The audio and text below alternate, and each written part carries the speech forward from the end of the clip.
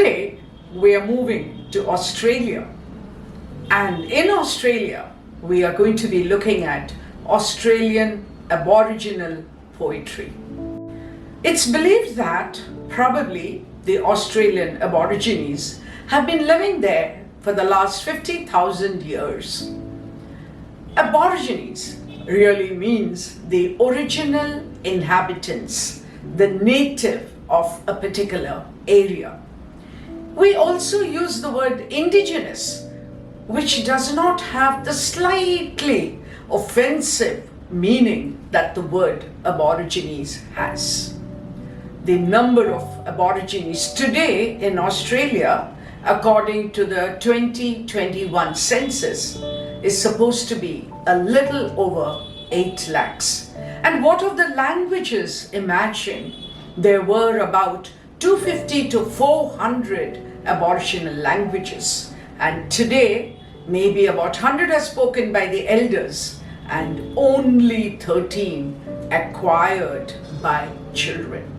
All this and more you can read in the Little Red, Yellow, Black book, An Introduction to Indigenous Australian Writing. The poet Kevin Gilbert is a Wiradjuri man of New South Wales, one of the many indigenous tribes of Australia. 1933 to 1993, he was a poet, author, activist, artist, the first Aboriginal playwright, and also a lino print maker. He grew on the Aboriginal reserve. He was orphaned at 7 and raised by his sisters.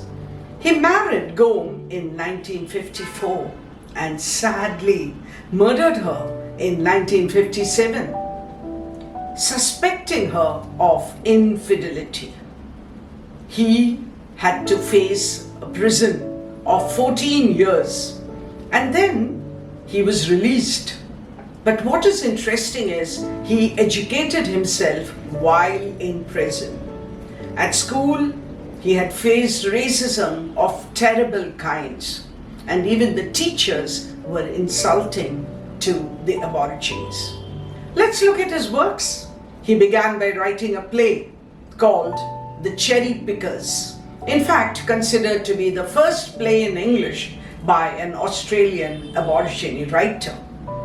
He had another play called The Gods Look Down, poetry in collections called People Are Legends, End of Dream Time, The Backside, etc. Non-fiction, he has collection of art in many private as well as public museums and libraries. He was awarded the National Book Council Prize for his writing.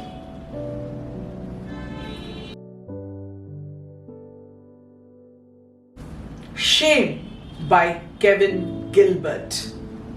The narrator is an indigenous narrator, but the humor, the cynical sense of humor, is of the white Australian.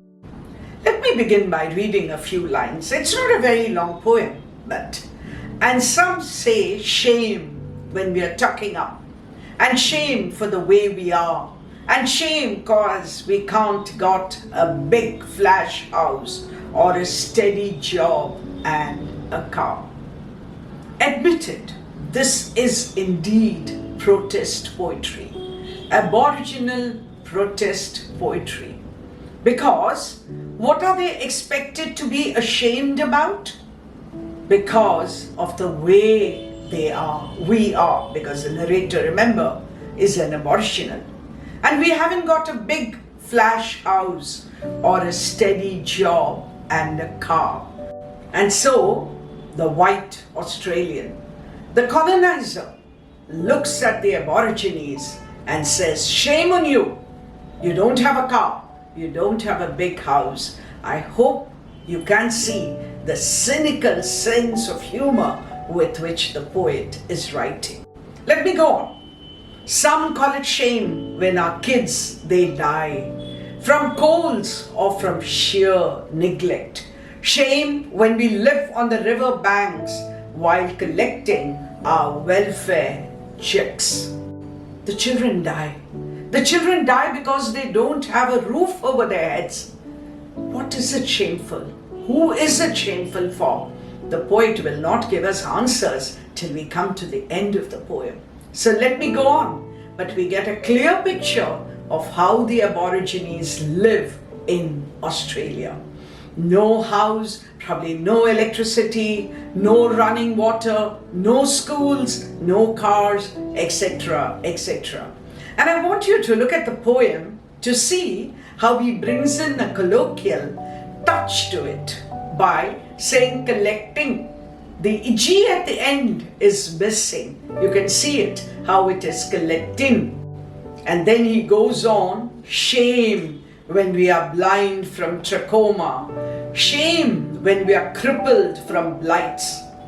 And then I'll pause for a moment before I read the last two lines, because we've got all kinds of diseases. We've got eye problems, and then it is very sad that the disease he talks about is not a disease which affects human beings. He says, shame when we are crippled from blights. If you look at the dictionary meaning of the word blight, it means some disease which attacks plants. So we are not even being considered human. And then to me, the most touching, the most angry, the most protesting from the poet are the last two lines. But I reckon the worstest shame is yours. You deny us human rights. All that he's talked about, we don't have, the Aborigines don't have, because remember, the colonizer has pushed them into that penury, into that deprivation, into that starvation. Is that what is shameful? Or what is more shameful? And he uses a word, the worstest. Worst itself, we know, is superlative, almost like Shakespeare, the most unkindest cut of all, he had said. But I reckon the worstest shame is yours.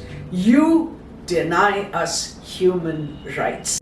In fact, the last two lines of the poem encapsulates the entire meaning of the poem, and to us readers, the condition of the Australian Aborigine. And I want to use the word here, the indigenous people. The word shame is repeated in every line. And those of you who have been listening to my earlier lectures, you know that repetition is used for emphasis.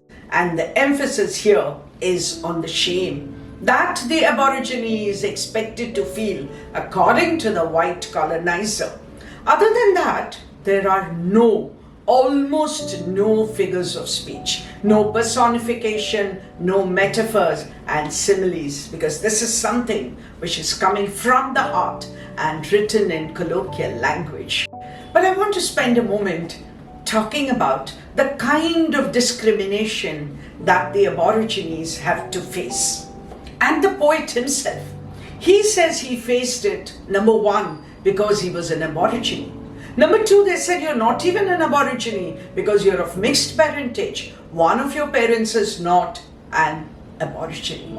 And even worse, remember I told you that he had murdered his wife and therefore he was considered a convicted murderer, and therefore there was discrimination.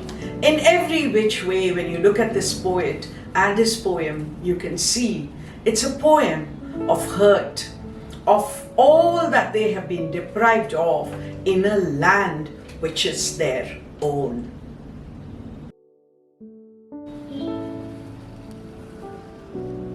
When we look at Kevin Gilbert's poem, a question that may well arise is, when did the first Aboriginal poetry be printed? I want to share an interesting information with you. The original writings by the Aborigines were on wood, and given the Australian climate, it did not last too long. So the first published poem, writing in fact, is in 1924. May I invite you to walk across other countries of the world.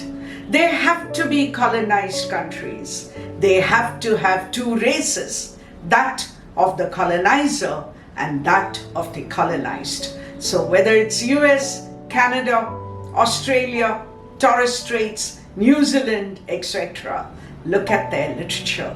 Look at their Aboriginal literature, the literature of the indigenous people, and you will see how different it is from the English poetry that we generally read.